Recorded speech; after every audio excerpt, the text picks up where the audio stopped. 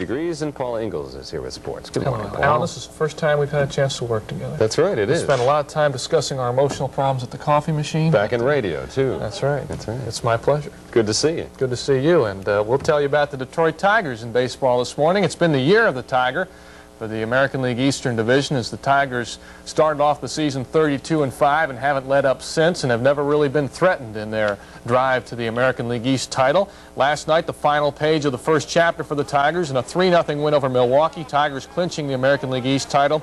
Lance Parrish drove in a couple of runs. Tom Brookins there adding a solo homer for all the Tigers scoring. And as if the Tigers weren't strong enough all season, they unveiled a new starting pitcher last night in Randy O'Neal, who pitched 7 scoreless innings before Keith Hernandez there came in to pick up yet another save, his 30th save of the season. The Detroit Tigers celebrating their first American League East title since 1972.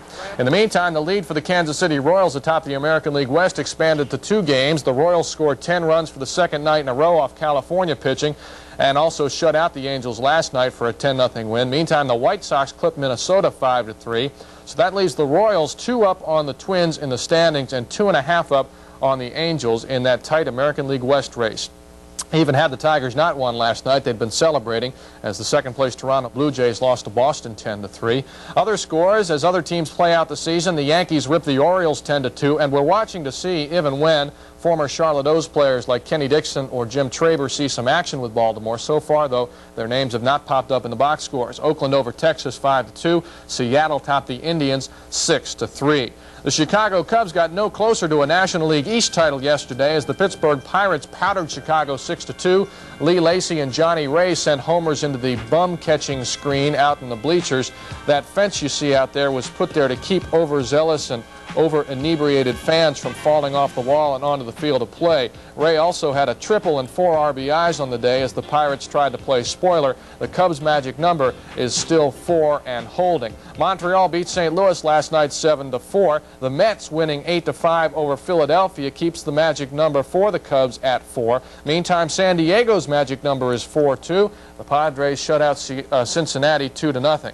In Atlanta, at the start of the season, you might have expected the Braves-Dodgers series to pack a lot of drama, but only 10,000 showed up last night. They were rewarded by seeing Dale Murphy's 34th homer of the season. That ties him with Mike Schmidt for the National League lead. Chris Chambliss had the game-winning hit for the Braves last night, a pinch hit double that allowed Atlanta a 6-5 win. Let's take a look at it. Oh, we won't look at it, but it dropped in for a base hit.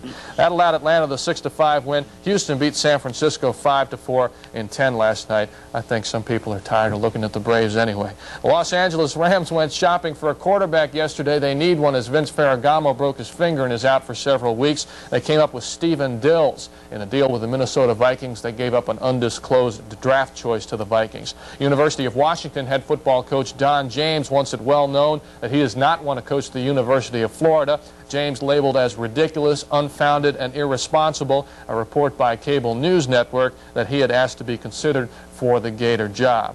And former heavyweight boxing champion Muhammad Ali has entered a New York City hospital to undergo some more neurological tests. The ex-fighter spent 5 days under hospital care recently.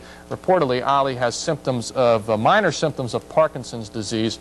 His speech has been slowed and slurred the past couple of years, and we wish him well. He's a great champion and a great sports figure. That's a look at sports this morning on WBTV.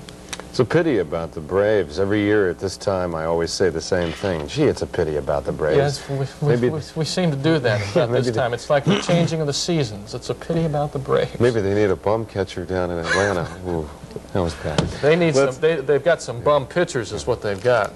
Let's go ahead now and update our weather forecast for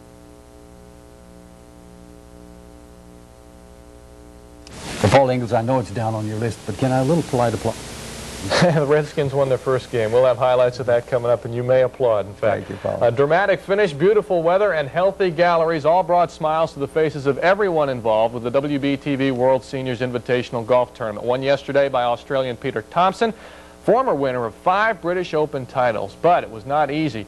He has not won for 2 years on the Seniors Tour, and he almost didn't win yesterday.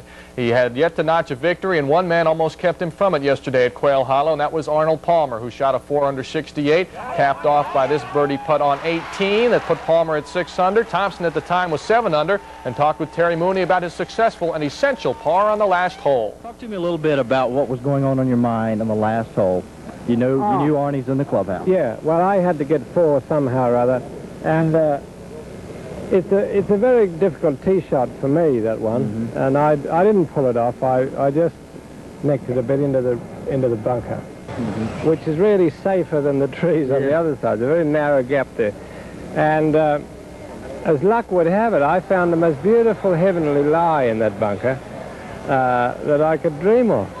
In fact, you know, I could nearly put it on the green out of there, and I nearly did. How difficult was the chip shot? From my angle, it looked like it was kind of a testy one. No, it was one of those, I felt that no matter what I did, it would go somewhere near the hole. You know, if I sort of clubbed it a bit, it would run, and if I nipped it tight, it would pitch further and bite. It was one of those lucky positions where it had to go near the hole, no matter what I did. Well, your first seniors tour victory, you got to be pretty excited.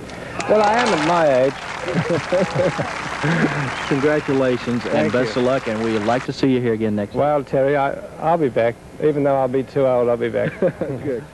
Thompson was immediately escorted away to catch a plane back to England, $24,000 richer for his visit to Charlotte. So Thompson takes the title over a charging Palmer. Miller Barber might have been more of a factor, but a stomach virus made him ill. He drops to 5 under. Paul Harney made a late charge, then Casper in 5th place. Then in the next bunch of 5, Dan Sykes had a fine 68 to move up the board. Charlie Sifford fell off a little bit. Sunday in the NFL, the Washington Redskins, and now Jim can applaud, broke their 2-game losing streak this season with a 30-14 victory over the Giants at RFK. Defense doing it. Vernon Dean intercepting the Sims pass and racing in for a Skins touchdown to make it 23-14 late in the ball game, with the Giants moving again. Carpenter on the reverse. The ball is going to be knocked loose, and the Skins' Curtis Jordan is going to scoop it up, and he's going to sail on into the end zone for a 29-yard TD. Pop, there it goes, and there goes Mr. Jordan all the way in for the touchdown. Skins finally get a win, downing the Giants 30-14. In the Metrodome in Minneapolis, the Vikings and the Atlanta Falcons showed plenty of potent offense in a Viking 27-20 win. Steve Bartkowski bringing the Falcons back, though, from a deficit, finding Stacey Bailey on a 57-yard touchdown bomb, tying the score at 13-13. The Vikings got 2 scores, though, in the 3rd quarter to wrap it up. Here, the game winner, as it turns out, a halfback pass. Anderson faking a run, then unloading a sure shot downfield to Dwight Collins. Minnesota handing the Falcons their 2nd loss, 27-20.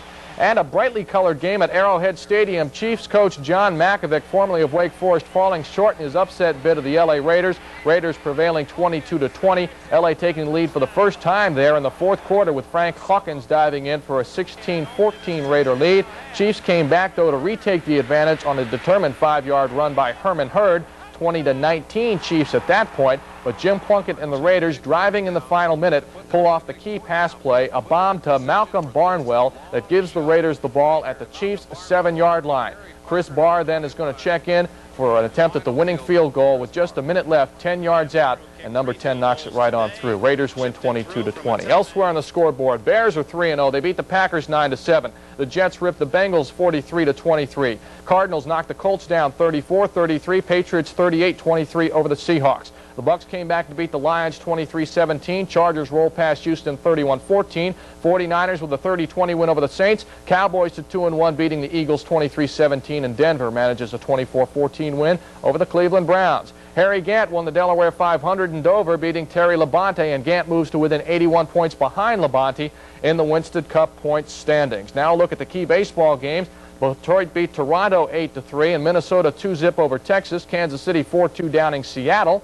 California 4-zip over Chicago, so all the Western Division teams were winners in the American League. New York in the National League, the Mets beat the Cubs 9-3, but they're still way behind in the East. Montreal 8-4 over Philadelphia. Houston beat San Diego 10-9, and Atlanta 7-5 over San Francisco. And that's a look at sports this morning on WBTV. Whew, what a weekend, huh? Yeah, and the weather was good all over the country. Oh, it was beautiful. I got a little sun yesterday. It was cool, so you kind of were deceived into thinking that it wasn't quite so hot. But looking good, Paul. Thank you, Jim. Thank you. And speaking of weather,